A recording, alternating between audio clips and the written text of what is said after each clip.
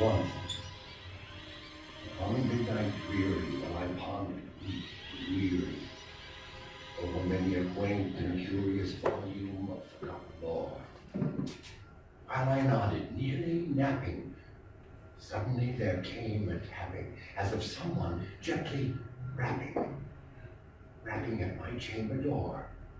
"Ah, 'tis some visitor," I muttered, tapping at my chamber door. Only this, and nothing more. Distinctly I remember. It was in the bleak December, and each separate dying ember wrought its ghost upon the floor. Eagerly, I wished tomorrow, vainly, I had sought to borrow from my books surcease of sorrow. Sorrow for the lost Lenore, for that rare and radiant maiden whom the angels name Lenore, nameless here forevermore. And the silken, sad, uncertain rustling of each purple curtain thrilled me, filled me with fantastic terrors never felt before, so that now, to still the beating of my heart, I stood repeating, "'Tis some visitor, entreating entrance at my chamber door. Some late visitor, entreating entrance at my chamber door. This it is, and nothing more." Presently my soul grew stronger. Hesitating then no longer, "Sir," said I, "oh, madam, truly your forgiveness I implore. But the fact is I was napping, and so gently you came rapping, and so faintly you came tapping at my chamber door, that I scarce was sure I heard you. Here I opened wide the door. Darkness there, and nothing more.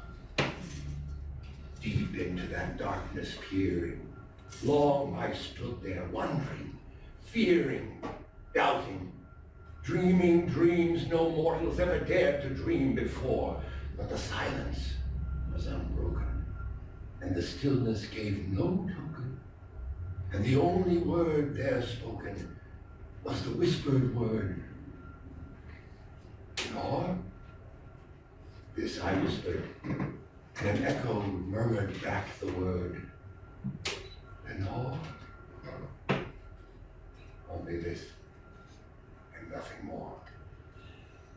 Back into the chamber turning, all my soul within me burning, soon again I heard a tapping, somewhat louder than before. "Surely," said I, "surely that is something at my window lattice.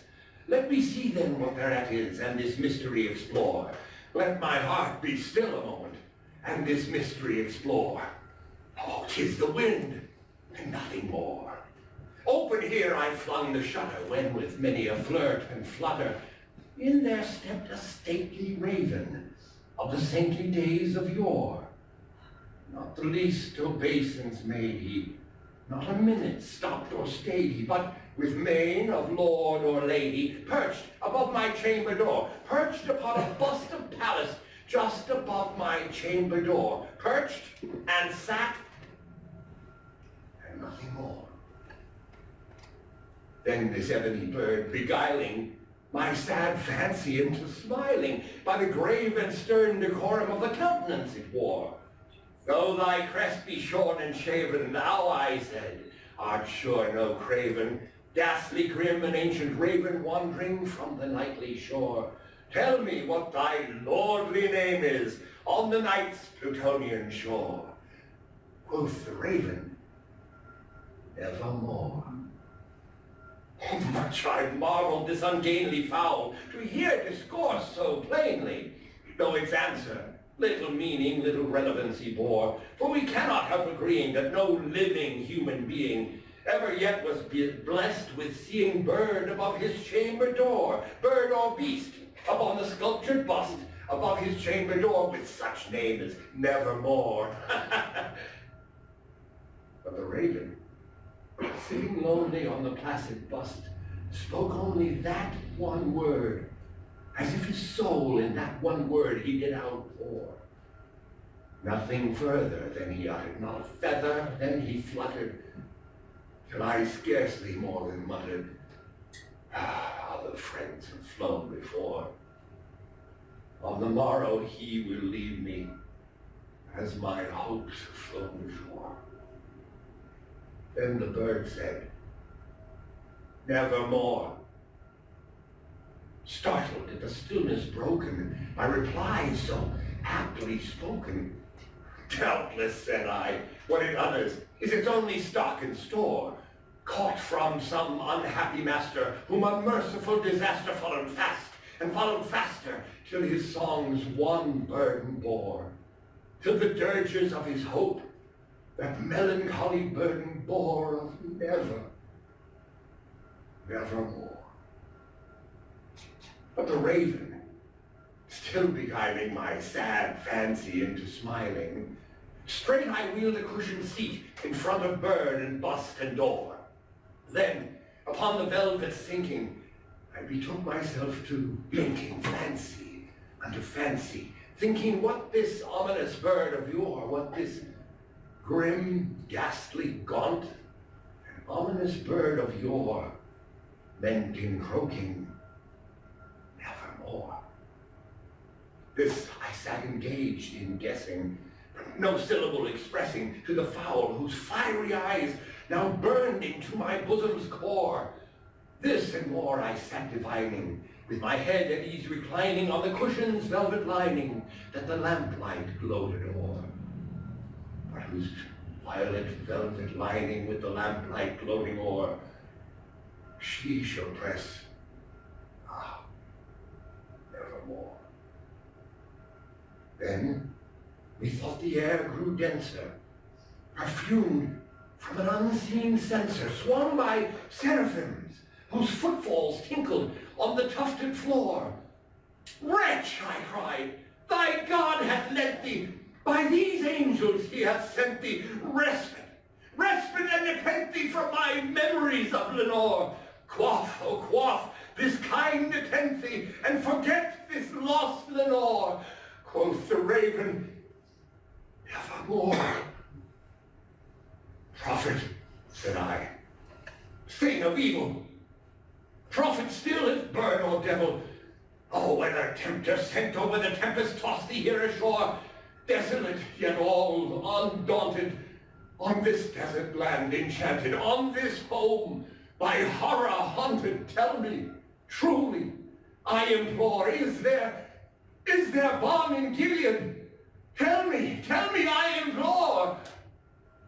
Quoth the raven, nevermore. Prophet, said I, thing of evil, prophet still, if bird or devil, by that heaven that bends above us, by that God we both adore, tell this soul with sorrow laden, if within the distant Aden it shall clasp a sainted maiden, whom the angels name Lenore, clasp a rare and radiant maiden, whom the angels name Lenore. Quoth the raven, nevermore. Be that word our sign of parting bird or fiend, I shrieked upstarting, get thee back into the tempest and the night's Plutonian shore. Leave no black plume as a token of that lie thy soul hath spoken. Leave my loneliness unbroken, quit the bust above my door. Take thy beak from out my heart, and take thy form from off my door. Quoth the raven, nevermore.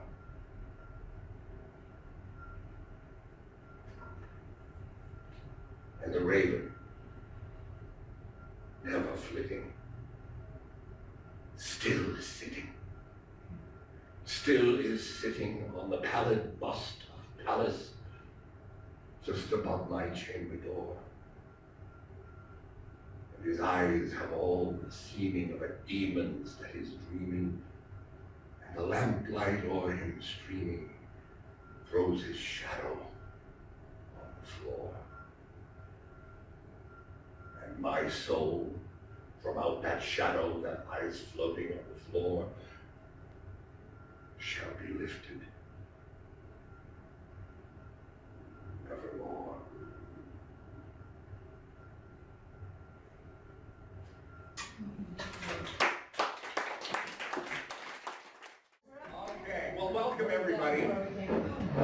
you guys and ghouls. This is an evening of Poe. That was Poe's most famous poem, The Raven. I wanted to get it out of the way right away, because not only is it his most famous poem, but it's probably the singular most depressing thing I've ever seen. Thank you. And, most of his other stuff is more exciting, in the thrilling, shocking kind of sense. Poe is an interesting guy. He wrote everything. He wrote comedy, he wrote romance. He's credited with inventing the detective story with his character Dupin in The Murders of Rue Morgue and The Mystery of Marie Roget. Conan Doyle actually cited him in his Dupin stories as the inspiration for Sherlock Holmes and Dr. Watson. He's considered one of the fathers of science fiction. And he wrote all over the place. Now, he was a long time ago. He was in the first half of the 19th century. And so he didn't have places to, where he could have 3 or 4 genre types of magazines, like in the early part of the 20th century. H.P. Lovecraft and Ray Bradbury and Robert Bloch and all of these guys, they had weird tales and amazing and science fiction and fantastic magazine, and they could write the same stuff and get published in different places. They didn't have that. So his stuff all appeared in different literary magazines, so he wrote all styles, okay? He was the first American author to attempt to make his living completely off bread. And sometimes that worked, and sometimes that didn't. Tonight, however, he's considered one of America's greatest poets, but tonight we're not concentrating on poetry. This is a night of tales of terror, which is why I wanted to get that one out in the first place. Now, interesting things about his tales of terror. They are not ghost stories. You will not find, actual vampires and spirits rising from the dead and things like that. They are psychological thrillers. They're terrors of the mind. He had a huge insight into abnormal psychology 100 years before we would start to categorize things like that in scientific methods. And in his tales of terror, he had a couple of different ways he would do things. And one of them was actually the humorous tale of terror. It's not necessarily so down and dirty, frightening and grisly. He could always be frightening and grisly, and he was pretty far out for his day, for the writing in the 1840s, the 1850s, 1840s, 1830s. But sometimes he had a sardonic little sense of humor that went along with things, where you could tell he was sort of enjoying things and kind of having fun with what he did. At the same time, there's a little smile in it. And we're going to start out with one of those, which is more famous. Excuse me. It's a little lighter than the rest of the night. This is the Cask of Amontillado. Oh, the 1,000 injuries of Fortunato I had borne as best I could, but when he ventured upon insult, I vowed revenge. But you, who so well know the nature of my soul, will not suppose, however, that I gave utterance to a threat. At length, I would be avenged. This was a point definitively settled, but the very definitiveness with which it was resolved precluded the idea of risk. I must not only punish, but punish with impunity. A wrong is unredressed when retribution overtakes its redresser. It is equally unredressed when the avenger fails to make himself felt as such to him who has done the wrong.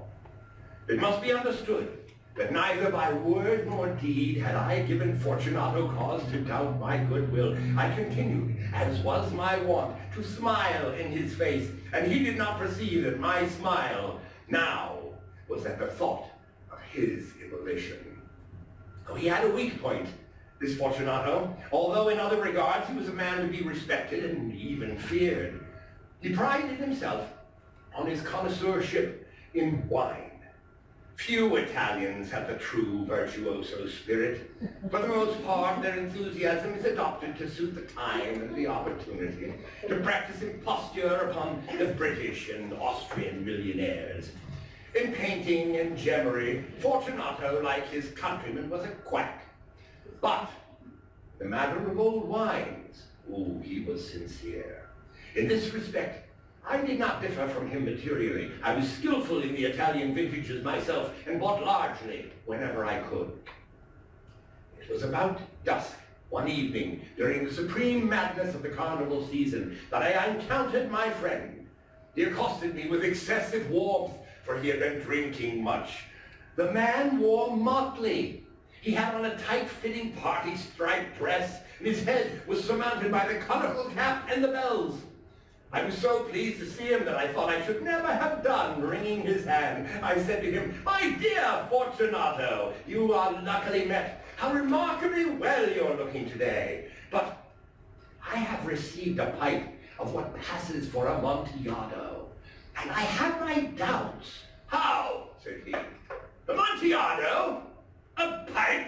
Ah, impossible. And in the middle carnival?" "Oh, I have my doubts," I replied. And I was silly enough to pay the full Amontillado price without consulting you in the matter. You were not to be found, and I was fearful of losing a bargain. "Amontillado? I have my doubts." "Amontillado? I must satisfy them." "Amontillado? As you are engaged, I am on my way to Lucchesi. If anyone has a critical turn, it is he. He will tell me, Lucchesi? Lucchesi cannot tell Amontillado from sherry. And yet some fools will have it that his taste is a match for your own. Come, let us go. Whither? To your vaults. My friend, no. I must not impose upon your good nature. I perceive you have an engagement. Lucchesi, I have no engagement. Come. My friend, no. It is not the engagement, but the severe cold with which I perceive you are afflicted. The vaults are insufferably damp. They're encrusted with nitre. Well, let's go nevertheless. The cold is merely nothing. Amontillado, you have been imposed upon. And as for Lucchesi, he cannot distinguish sherry from Amontillado. Thus speaking, Fortunato possessed himself of my arm, putting on a mask of black silk and drawing a roquelaire closely about my person. I suffered him to hurry me to my palazzo. There were no attendants at home. They had absconded to make merry in honor of the time. I had told them that I should not return until the morning, and had given them explicit orders not to stir from the house. Now these orders were, I knew well, sufficient to ensure their immediate disappearance, one and all, as soon as my back was turned. I took from their sconces 2 flambeaux, and giving one to Fortunato, bowed him through several suites of rooms to the archway that led into the vaults. I passed down a long and winding staircase, requesting him to be cautious as he followed. We came at length to the foot of the descent, and stood together on the damp ground of the catacombs of the Montresors. The gait of my friend was unsteady, and the bells upon his cap jingled as he strode. "The pipe," he said. "Oh, it is further on," I said. "But observe the white webwork which gleams from these cavern walls." He turned towards me and looked into my eyes with 2 filmy orbs that distilled the rheum of intoxication. "Nitre?" he asked at length. "Oh, nitre," I replied. "How long have you had that cough?"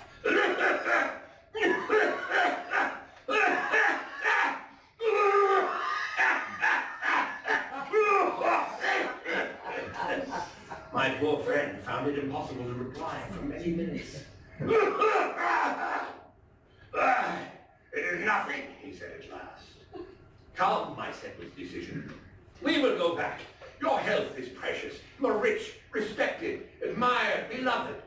You are happy, as once I was. You are a man to be missed. For me, it is no matter. We will go back. You will be ill, and I cannot be responsible. Besides, there is Lucchesi. Enough, he said. The cough is a mere nothing. It will not kill me. I shall not die of a cough. True, I replied. And indeed, I have no intention of alarming you unnecessarily, but you should use all proper caution. A draught of this medic will defend us from the damps. Here, I knocked off the neck of a bottle, which I drew from a long row of its fellows that lay upon the mold. Drink, I said, presenting him the wine. He raised it to his lips with a leer. He paused and nodded to me familiarly while his bells jingled. I drink, he said, to the buried that repose around us, and I to your long life. He again took my arm, and we proceeded. These vaults, he said, they're extensive. Montresors, I replied, were a great and numerous family. I forget your arms. A huge human foot door in a field azure. The foot crushes a serpent rampant, whose fangs are embedded in the heel. Oh, and the motto? Nemo me impune lacet. Ha! Gone, he said. The wine sparkled in his eyes, and the bells jingled. My own fancy grew warm with the medic. We had passed through walls of piled bones, with casks and puncheons intermingling, into the inmost recesses of the catacombs. I paused again, and this time I made bold to seize Fortunato by an arm above the elbow. The nitre, I said. See, it increases. It hangs like moss upon the vaults, where below the river's bed the drops of moisture trickle among the bones. Come, we will go back ere it is too late. Your cough, oh, it is nothing, he said. Let us go on. But first, another draught for the medic. I broke and reached him a flagon of de Grave. He emptied it at a breath. His eyes flashed with a fierce light. He laughed and threw the bottle upwards with a gesticulation that I did not understand. I looked at him in surprise. He repeated the movement, a grotesque one. You do not comprehend, he said. Not I replied. And you are not of the Brotherhood. How? You are not of the Masons. Oh, yes. I said. Yes. You? Impossible. A Mason? Oh, a Mason, I replied. A sign. It is this, I answered, producing a trowel from beneath the folds of my roquelaire. Oh, you jest, he exclaimed, recoiling a few paces. Let us proceed to the Amontillado. Be it so, I said, replacing the tool beneath the cloak, and again offering him my arm. He leaned upon it heavily. We continued our route in search of the Amontillado.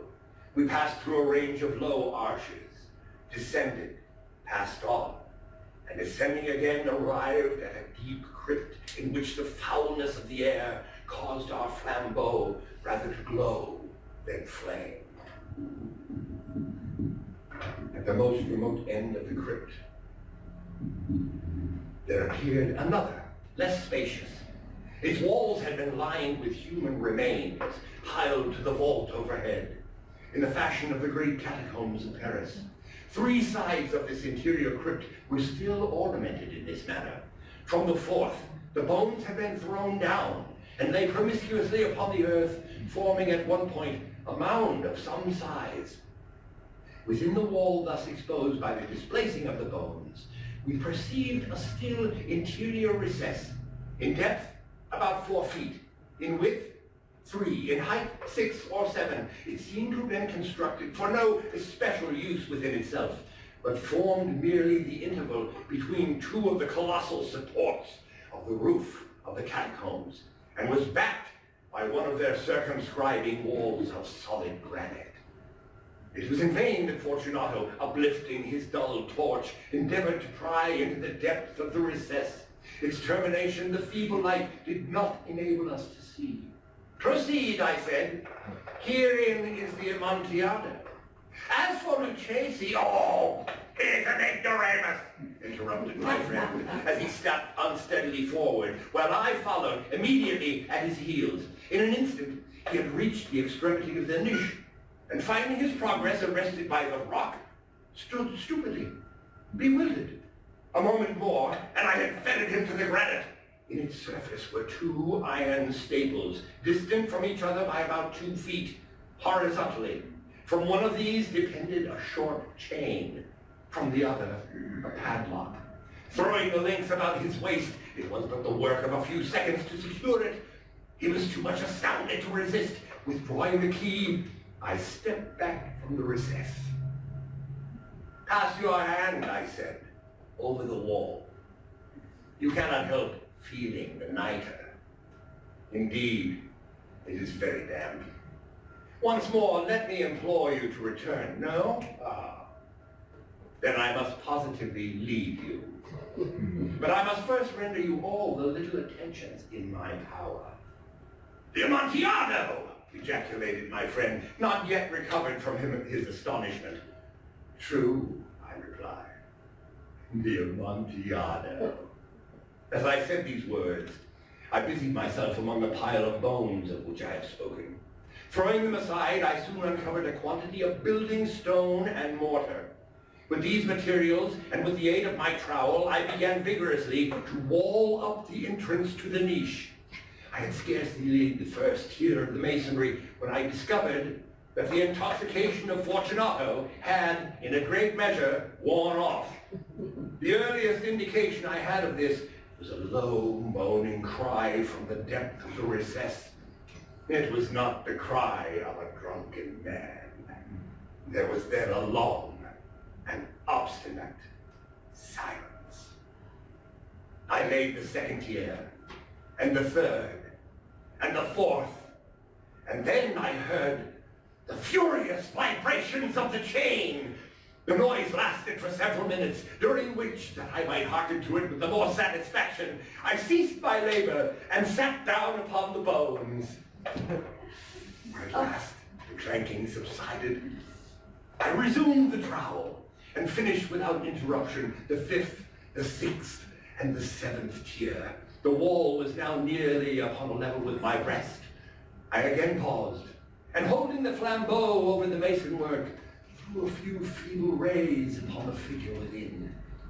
A succession of loud and shrill screams, bursting suddenly from the throat of the chain form, seemed to thrust me violently back.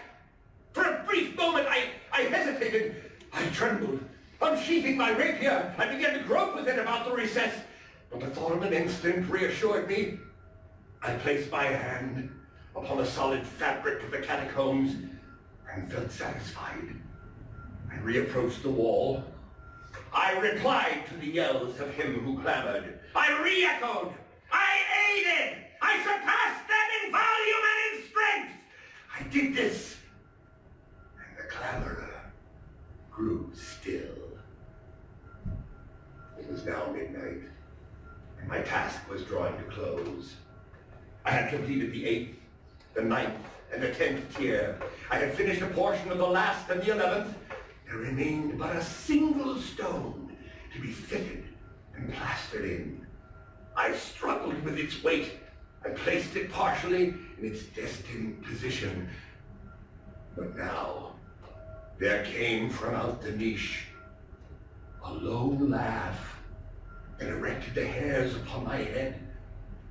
It was succeeded by a sad voice which I had difficulty in recognizing as that of the noble Fortunato. The voice said, "A very good joke indeed. An excellent jest. We will have many a rich laugh about it at the palazzo over our wine." "The Amontillado," I said.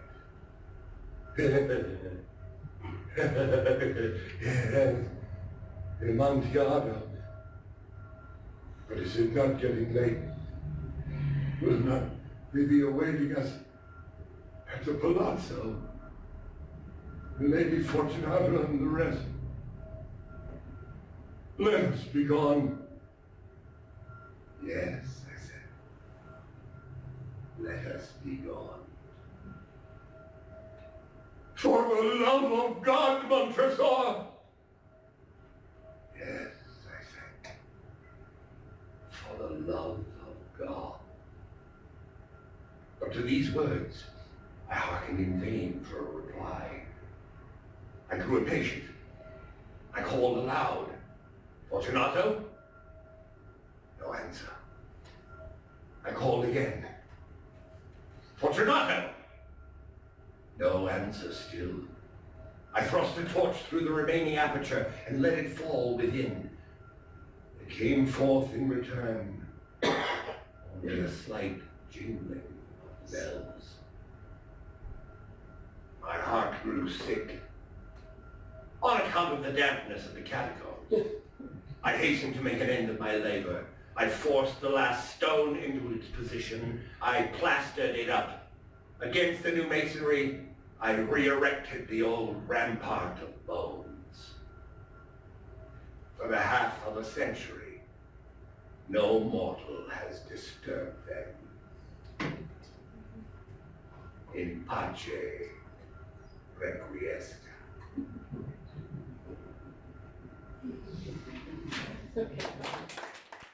Thank you. That's a little creepy.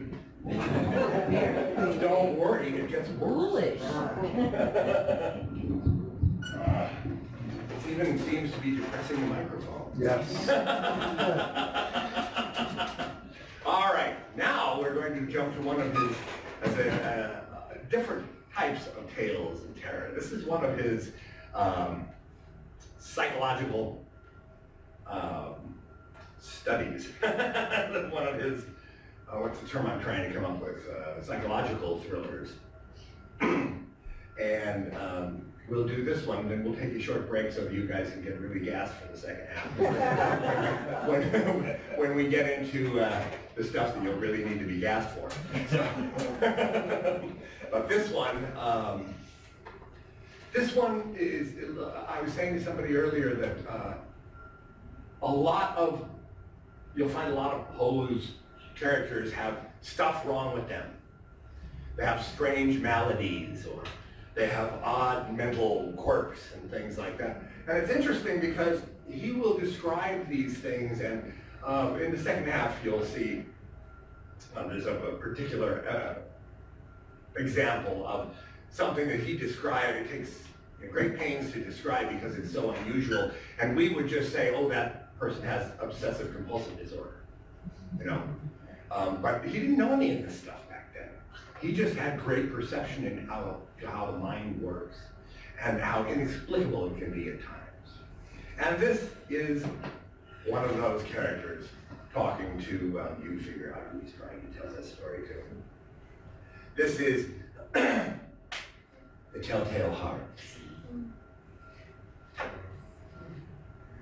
True. Nervous. Very, very dreadfully nervous. I had been and am, but why will you say that I'm mad? The disease had sharpened my senses, not destroyed, not dulled them. Above all was the sense of hearing acute. I heard all things in the heaven and in the earth. I heard many things in hell. How then am I mad? Hearken.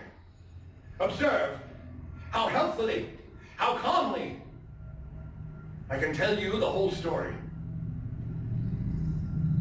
It's impossible to say how first the idea entered my brain, but once conceived, it haunted me day and night. Object? There was none. Passion? There was none. I loved the old man. He had never wronged me. He had never given me insult. For his gold I had no desire. I think it was his eye. Yes, it was this. He had the eye of a vulture, a pale blue eye with a film over it. Whenever it fell upon me, my blood ran cold. And so by degrees, very gradually, I made up my mind to take the life of the old man, and thus rid myself of the eye forever. Now this is the point. You fancy me mad. Madmen know nothing. Oh, but you should have seen me. You should have seen how wisely I proceeded, with what caution, with what foresight, with what dissimulation I went to work. I was never kinder to the old man than during the whole week before I killed him. And every night, about midnight, I turned the latch of the door and opened it, oh, so gently. And then, when I had made an opening sufficient for my head, I put in a dark lantern, all closed, so that no light shone. And then I thrust in my head.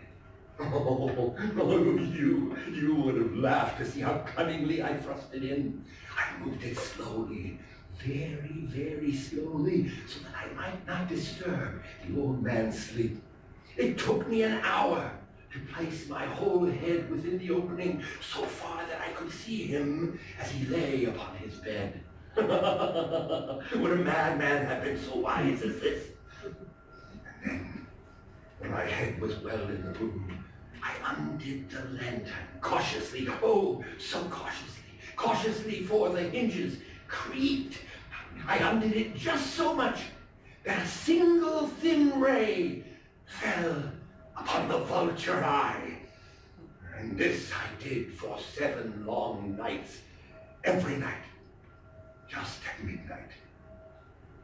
But I found the eye always closed, and so it was impossible to do the work, for it was not the old man who vexed me, but his evil eye.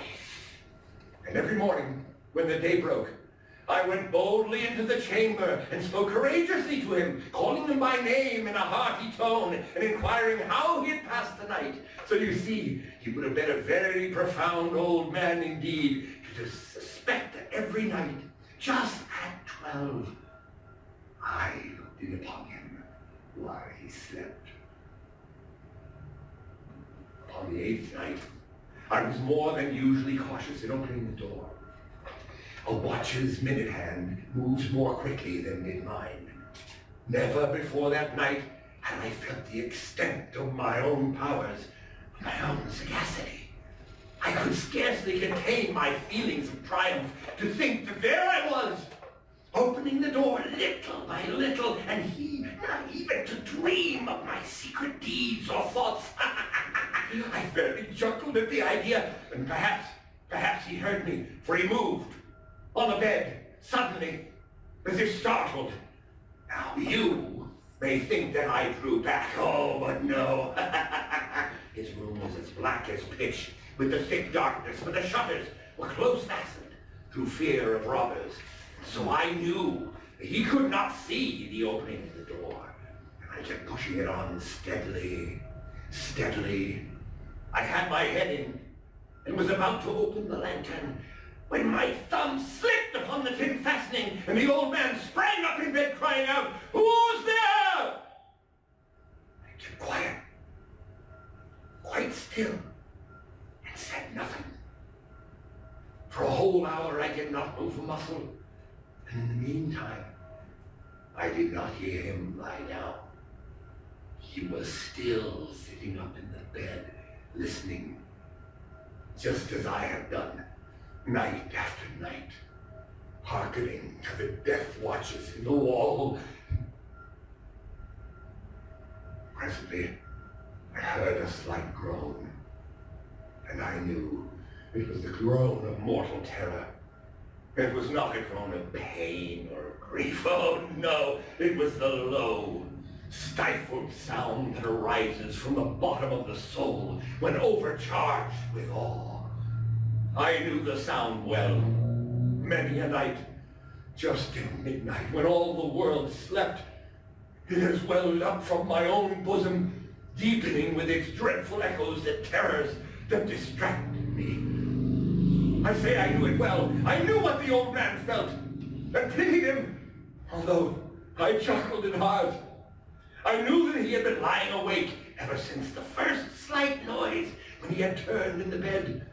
His fears had been ever since growing upon him. He had been trying to fancy them causeless, but could not. He had been saying to himself, "It's nothing but the wind in the chimney. It's only a mouse crossing the floor, or it's merely a cricket just made a single chirp." Yes, yes.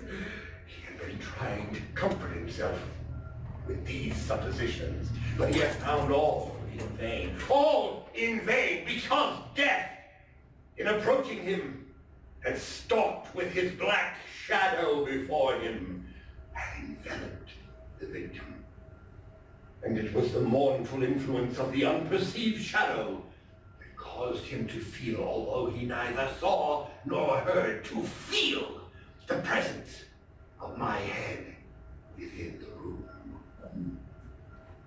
And I had waited a long time, very patiently, without hearing him lie down. I resolved to open a very, very little crevice in the lantern. So I opened it.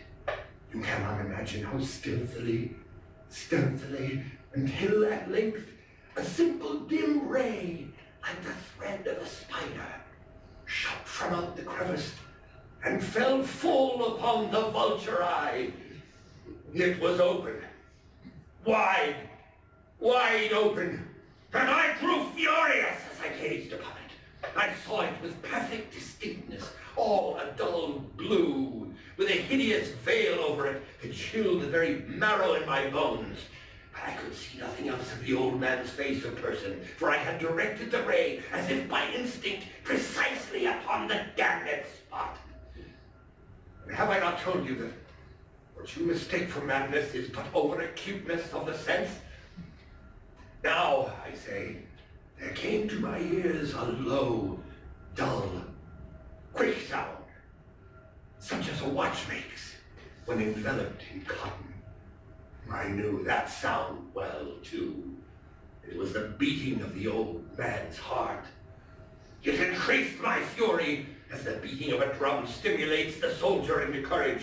But even yet, I refrained and kept still. I scarcely breathed. I held the lantern motionless. I tried how steadily I could maintain the ray upon the eye. Meantime, the hellish tattoo of the heart increased. It grew quicker and quicker and louder every instant. Oh, the old man's terror must have been extreme. It grew louder, I say. Louder every moment. Do you mark me well when I have told you that I am nervous? Yes, so I am. And now, at the dead hour of the night, amid the dreadful silence of that old house, so strange a noise as this excited me to uncontrollable terror. Yet for some minutes longer I refrained. I stood still, but the beating grew louder. I thought the heart must burst. And now, a new anxiety seized me. The sound would be heard by a neighbor. The old man's hour had come. With a loud yell, I threw open the lantern and leaped into the room. He shrieked once only. In an instant, I dragged him to the floor and hurled the heavy bedclothes over him. I then smiled gaily to find the deed so far done. But for many minutes, the heart beat on with a muffled sound. This, however, did not vex me. It would not be heard through the wall.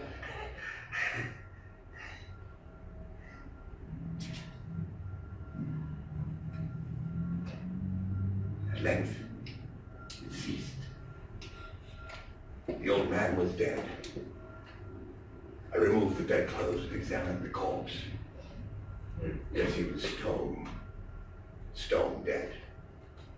I placed my hand upon the heart and held it there many minutes.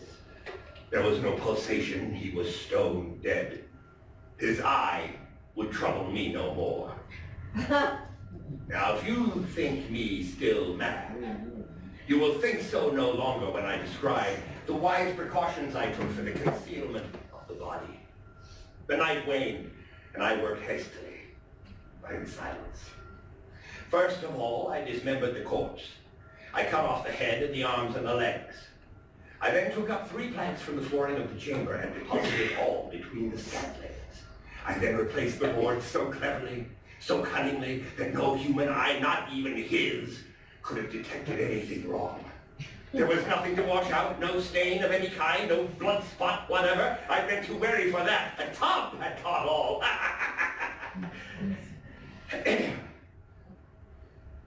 When I'd made an end of these labors, it was 4 o'clock, still dark as midnight. As the bell sounded the hour, there came a knocking at the street door. I went down to open it with a light heart, for what had I now to fear?